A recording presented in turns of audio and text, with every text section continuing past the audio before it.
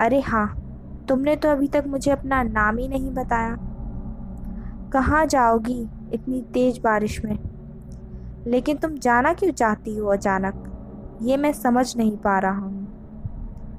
Captain Vinod, आपकी bathroom की दीवार पूरी खून की छींटों से भरी हुई है और आपके बाथरूम में लगा आईना भी कुछ अजीब सा है। उसमें मुझे मेरा पूरा शरीर तो दिखाई दिया, लेकिन मेरा सर ही गायब था। मैं अब बिल्कुल भी नहीं रुकूंगी यहाँ। बारिश में ही भीगती हुई अपने कैंप तक चली जाऊंगी। इतना कहते हुए मैं कमरे से बाहर जाने के लिए दरवाजे की ओर मुड़ी।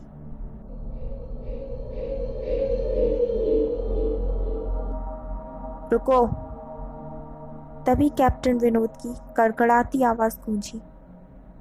तो तुमने सब कुछ देख ही लिया ना? जी, क्या मतलब है आपका? मेरी आवाज़ में डर भरा था। मतलब चाहे जो हो, तुम तब तक यहाँ से नहीं जा सकती जब तक मैं तुम्हें कुछ बता ना दूँ।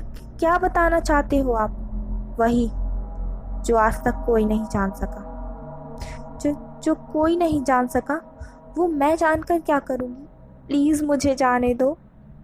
मैं डर से रुआसी हो गई। नहीं, बिल्कुल भी नहीं। तुम्हें मुझसे डरने की कोई ज़रूरत नहीं है। सैनिक सबकी सुरक्षा करते हैं। मैं भी तुम्हारी सुरक्षा ही कर रहा हूँ। कैप्टन विनोद की आवाज़ में एक कोमलता थी। आओ मेरे साथ, इस सोफे पर बैठ जाओ। मैं तुम्हें एक कहानी सुनाता हूँ। कहानी खत्म होते ही मैं तुम्हें तुम्हारे कैंप तक जीप से छोड़ाऊँगा। वैसे भी तुम अपने साथियों से काफ़ी आगे निकल आई हो। वहाँ तुम पैदल नहीं पहुँच पाओगी। कैप्टन विनोद के स्वर में न जाने कैसा भरोसा था कि मैं जाकर उनके बगल में बैठ गई। कैप्टन विनोद ने कहना शुरू किया। दुश्मनों ने धोखे से हमारे हॉस्पिटल को अपना निशाना बनाया। दुश्मन देश के 2 सैनिक हमारे सैनिक के वेश में एक हमारे ही घायल सैनिक को लेकर आए। वो घायल था और हमारे देश की सेना ने उसे बहुत ढूंढा, लेकिन नहीं मिला था। शायद साजिश के तहत ही उसे घायल होते हुए ही घुसपैठियों ने कहीं छिपा दिया था। अचानक अपने खोए सैनिक को अपने हॉस्पिटल में पाकर हम सभी खुश थे और बिना ज़्यादा जांच पड़ताल किए हमने हॉस्पिटल के गेस्ट रूम में उस घायल को और उन दुश्मनों को, जो कि हमारी ही वेशभूषा धारण किए हुए थे, ठहरने की इजाज़त दे दी।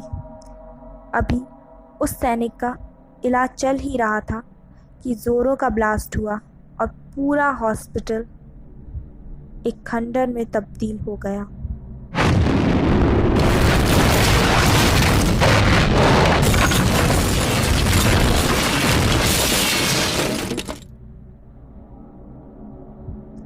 लेकिन हॉस्पिटल तो शानदार स्थिति में खड़ा है।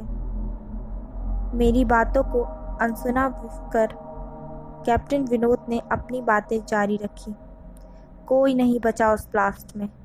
दीवार पर पड़े खून के छींटे भी उस ब्लास्ट के मारे गए लोगों के कर्मचारियों के हैं।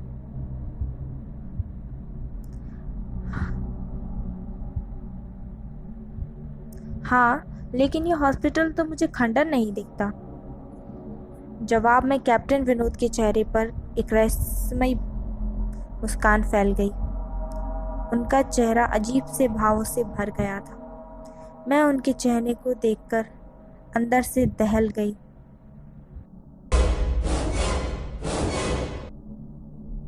फिर भी मैंने हिम्मत करके पूछा, आप उस ब्लास्ट में कैसे बच गए?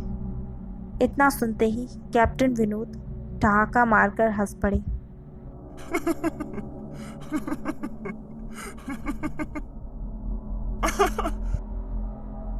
और मुझ पर एक भरपूर नज़र डालते हुए कहा, ये कहानी आज से मात्र 10 साल पहले की है, लेकिन मैं तो 50 साल पहले ही मर चुका हूँ।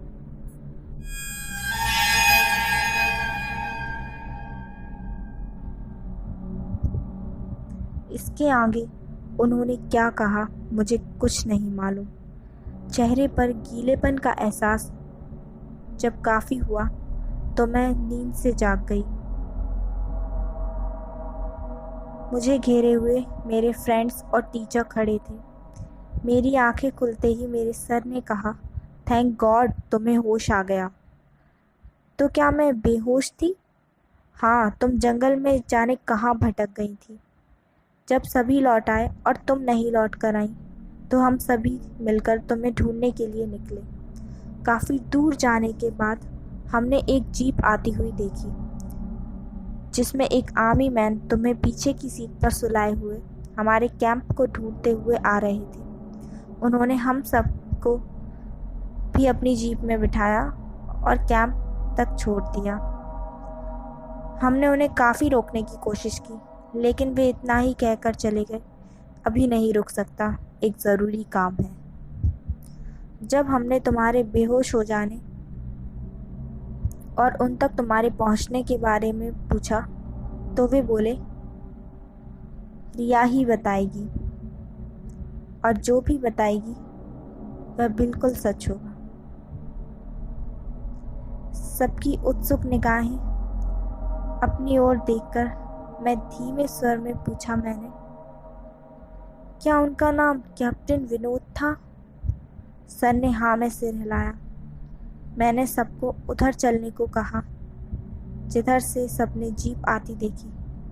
पहले तो सर तैयार नहीं हुए लेकिन मेरे बहुत कहने पर वे राज़ी हो गए। सुबह होते ही हम उधर की ओर गए। उस जगह पर बहुत आगे जाकर हमें एक बहुत बड़ा आश्चर्य हुआ। वहाँ एक अधजला खंडर था जिसके एक टूटे पत्थर पर लिखा हुआ था, army hospital. Thank you guys for watching my video, and if you like the video then please like it and subscribe to my channel.